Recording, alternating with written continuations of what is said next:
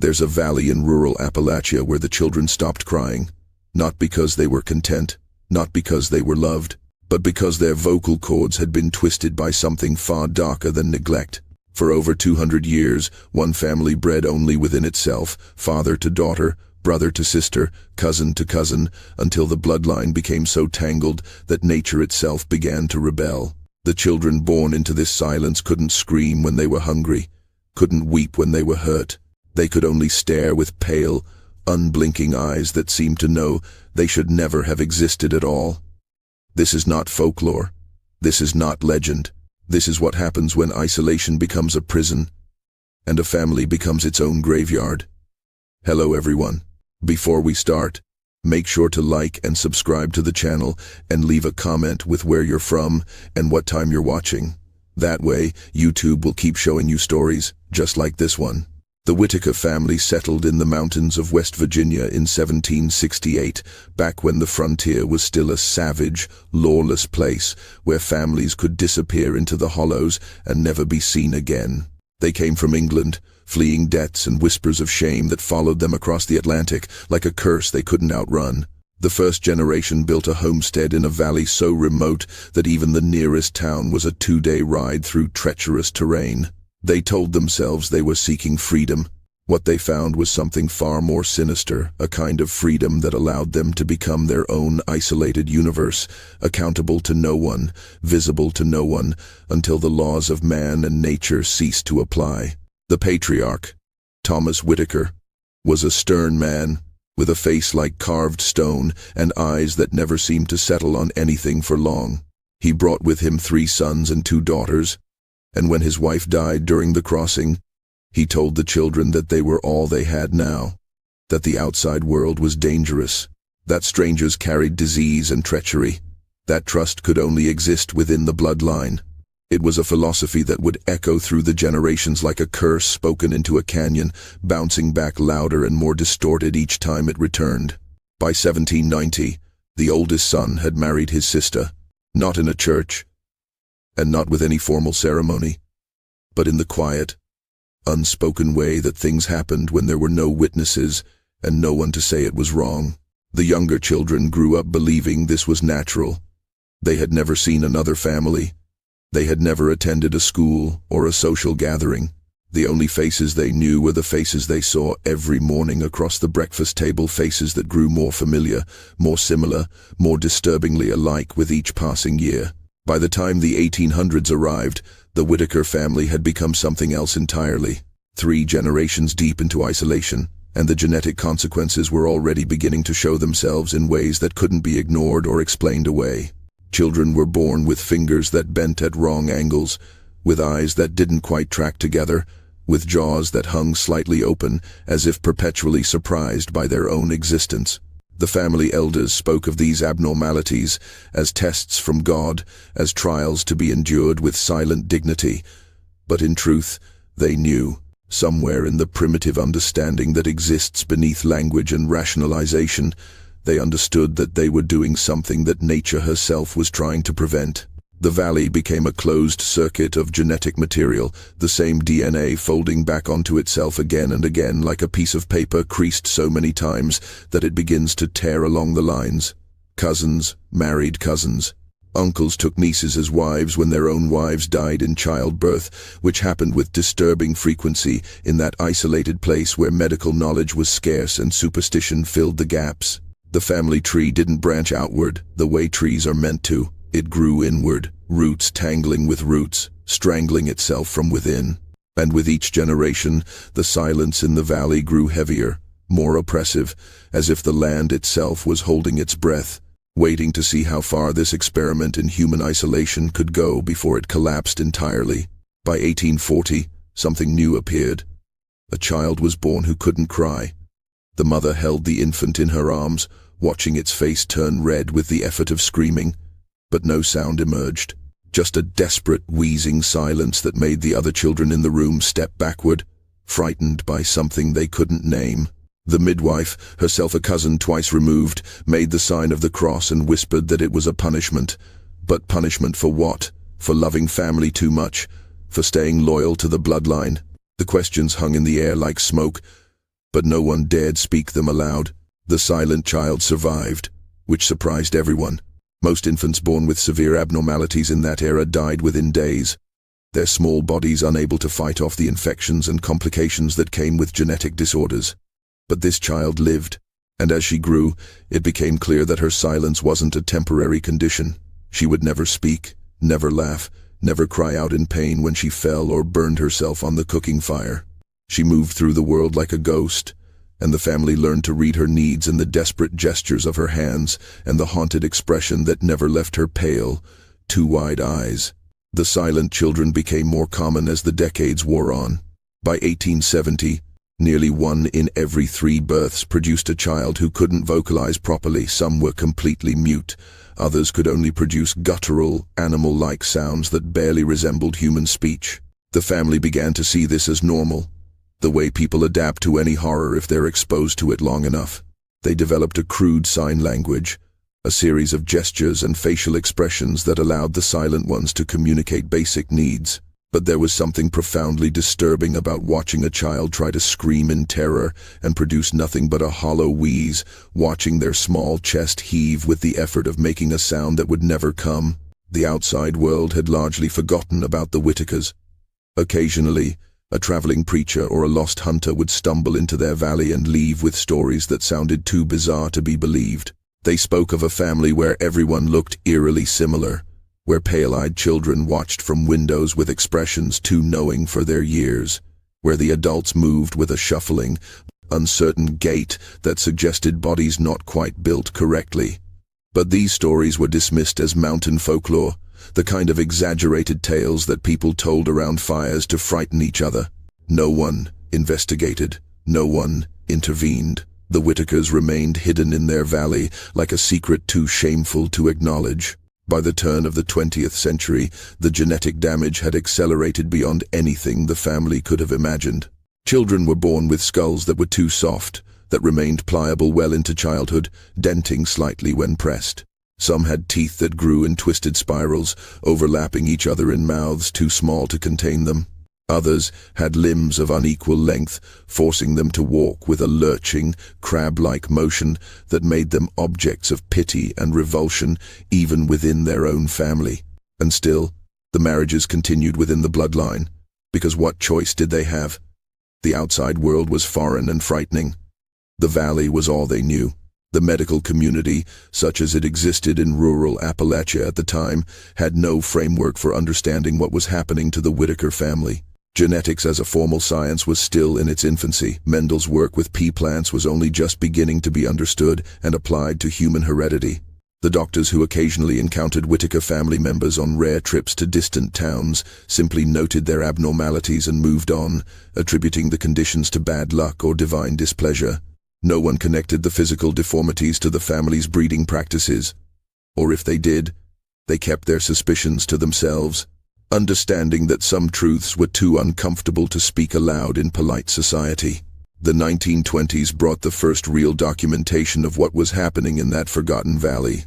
A young social worker named Margaret Hendricks, fresh from her training in Charleston, was assigned to conduct a rural census in the most remote parts of West Virginia.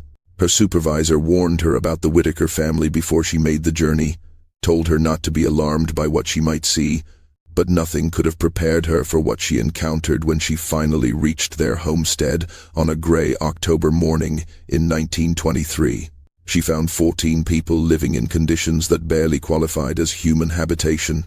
The house was more of a collection of rotting boards held together by habit and desperation than an actual structure. But it wasn't the poverty that struck. Her poverty was common in those mountains, expected even. It was the people themselves. Margaret's official report, which still exists in the West Virginia State Archives, describes children with facial features so similar they appeared to be variations of the same face, printed slightly differently each time. She wrote about adults who couldn't answer simple questions about their ages or relationships to one another, who seemed confused by the concept of a family tree that extended beyond the valley. And she wrote about the silence, the unnatural, oppressive silence that hung over the property like a physical presence. 3 of the children she encountered that day couldn't speak at all. 2 others could only produce sounds she described as primitive vocalizations, more animal than human in quality. The oldest woman in the family, who claimed to be 60 but looked 80, explained through broken sentences and hand gestures that this was normal, that it had always been this way, that the Lord had made them special. Margaret asked about the children's fathers.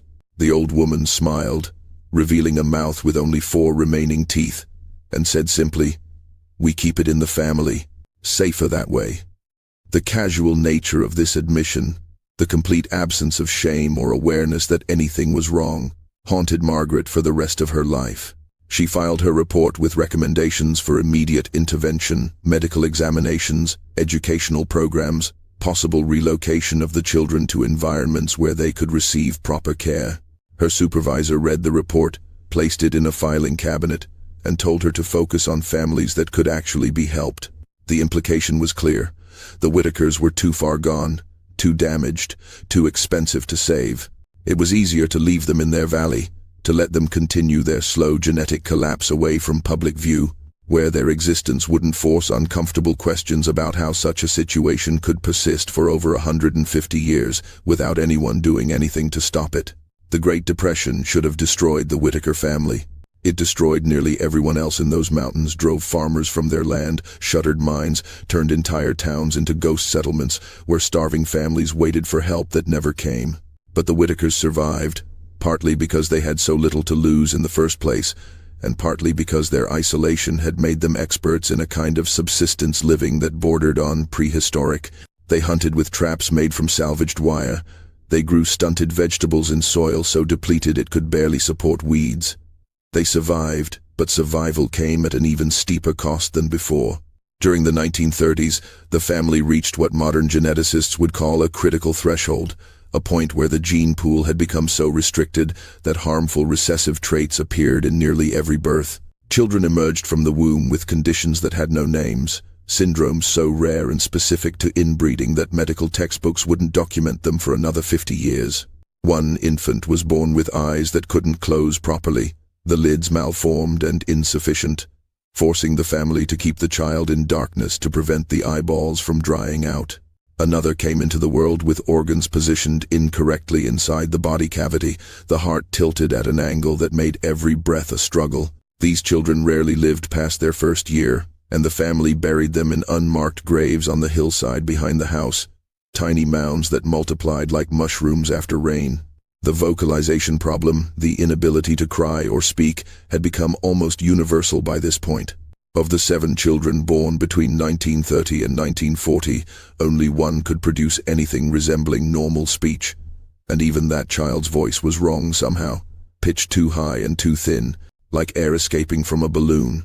The others communicated through an elaborate system of grunts, gestures, and facial expressions that the family understood, but outsiders found deeply unsettling. It was a language born from necessity, from bodies that no longer worked the way human bodies were meant to work, and it marked the Whitakers as something fundamentally other, something that existed outside the normal boundaries of human society. A traveling photographer named James Reardon encountered the family in 1938 while documenting poverty in Appalachia. He took 3 photographs before the family patriarch, by then a man in his 50s with the physical deterioration of someone twice that age, chased him off the property with a rusted shotgun. Those 3 photographs still exist, locked away in a university archive, and they're some of the most disturbing images of human genetic catastrophe ever captured on film. They show children with faces that seem somehow unfinished, features that don't quite align correctly, expressions that register as human only because we have no other category to place them in. One photograph captures a young girl staring directly at the camera, her mouth open in what might be an attempted smile, revealing a tongue that's too large for her mouth, pressing against teeth that grow in directions teeth shouldn't grow. If you're still watching, you're already braver than most. Tell us in the comments, what would you have done if this was your bloodline? The Second World War brought the modern world crashing into Appalachia, whether the region was ready or not. Young men were drafted, pulled from their isolated hollows, and thrown into basic training camps where they encountered people from cities they'd never heard of, technologies they couldn't comprehend, and standards of normalcy that made them realize for the first time just how far outside those standards they actually lived. But The Whitaker men weren't drafted. When the recruitment officers made their rounds through the mountain counties in 1942, they took one look at the Whitaker males, who presented themselves for examination and stamped their files with a designation that effectively erased them from the war effort, physically and mentally unfit for service in any capacity. The rejection should have been a relief. Instead, it became another layer of shame, another confirmation that the family existed outside the boundaries of acceptable American society. While other families sent their sons off to fight and took pride in their service, the Whitakers remained in their valley, untouched by the great patriotic surge that swept the nation, marked as too defective even for a war that was consuming millions of young lives. The family retreated further into itself, if such a thing was even possible at that point. They stopped making the occasional trips to the distant town for supplies. They stopped allowing outsiders onto their property. They became a rumor, a whispered story that locals told newcomers with a mixture of disgust and dark fascination. By 1950, the family had been practicing concentrated inbreeding for nearly 2 centuries, and the results were exactly what modern genetics would predict. The silent children, those who survived infancy at all, were now being born with cognitive impairments so severe that they could barely function. Some couldn't be toilet trained. Others couldn't feed themselves even as teenagers, requiring constant supervision and assistance for the most basic human activities. A few displayed behaviors that suggested profound neurological damage, rocking endlessly back and forth, striking their own heads against walls until their foreheads were permanently bruised and scarred, making sounds that seemed to come from somewhere deep in the evolutionary past. Before language existed, before humans had learned to shape air into meaning, the state of West Virginia knew about the Whitakers by this point. Social workers had filed reports. County health officials had made notes. Teachers at the nearest school, located some 20 miles away, were aware that there was a family in the mountains whose children never attended classes, who existed in complete isolation from the educational system and from society at large. But knowledge didn't translate into action. This was an era when states' rights meant that families could operate as private kingdoms, when poverty and ignorance were so widespread in rural areas that the Whitakers simply became one more unsolvable problem on a list of thousands. And there was something else, too, a deep cultural reluctance to interfere with family matters, a belief that what happened within the boundaries of private property was nobody's business but the family's own, even when what was happening constituted a slow-motion genetic catastrophe that was producing human beings who barely qualified as functional. The Whitaker family exists today, not as a historical curiosity, not as a closed chapter in some forgotten archive, but as living, breathing people still occupying that same valley in West Virginia, where their ancestors first settled over 250 years ago. In the 21st century, with all our genetic knowledge and social services and mandatory education laws, the Whitakers remain a testament to how thoroughly a family can fall through every crack in the system, how completely society can choose to look away from something too uncomfortable to acknowledge. Modern documentarians have visited the family in recent years, producing videos that circulate online with millions of views and thousands of comments expressing shock, horror, pity, and morbid fascination. The current generation of Whitakers includes adults who cannot speak coherent sentences, who communicate through grunts and gestures that their caregivers have learned to interpret. Some can barely walk. Others have cognitive abilities that testing suggests are equivalent to young children trapped in adult bodies that have been ravaged by generations of genetic collapse. They live in poverty that would have been familiar to their ancestors in the 1700s, no running water, no electricity in parts of the property, surviving on government assistance and the occasional charity of neighbors who leave supplies at the edge of the property line, unwilling to venture closer. The youngest members of the family, and yes, there are still children being born, continue to display the same horrifying patterns. Some emerge from the womb silent, their vocal cords malformed or absent, their cries locked inside bodies that were never built correctly in the first place. Others show the physical markers of severe inbreeding: skulls that are too small, eyes that don't track properly, limbs that don't develop symmetrically. Medical professionals who have examined family members describe conditions they've never encountered in textbooks: Genetic combinations so rare and so specific to this particular bloodline that they represent unique medical phenomena. The Whitakers have become, in the most tragic sense possible, a living laboratory of what happens when human breeding practices violate every principle of genetic diversity. There are those who argue the family should be forcibly separated, the children removed and placed in care facilities where they might receive proper medical attention and education. Others contend that the Whitakers have the right to live as they choose, that interfering with their lifestyle, no matter how damaging, represents an overreach of government authority.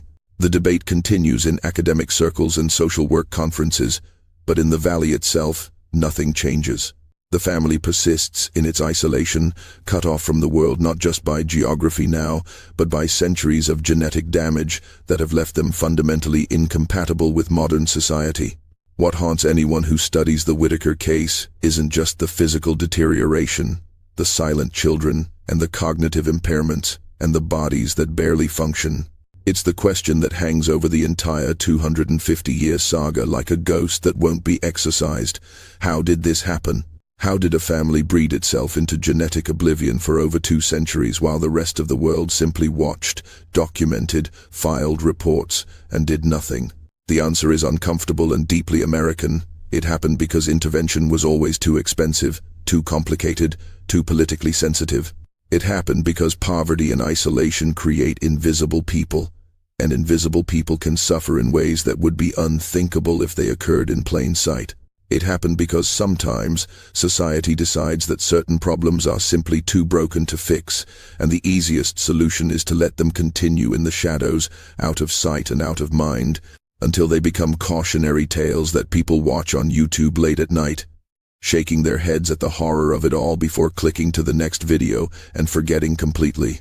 The Whitaker family is still there, in that valley, right now as you watch this, still isolated, still breeding within the bloodline, still producing children who cannot cry, cannot speak, cannot participate in the world the way human beings are meant to participate. And the rest of us remain what we've always been, witnesses, who document the tragedy, express appropriate shock, and then move on with our lives, content to let the horror continue as long as it stays confined to places we'll never visit, affecting people we'll never meet. That's the real story here.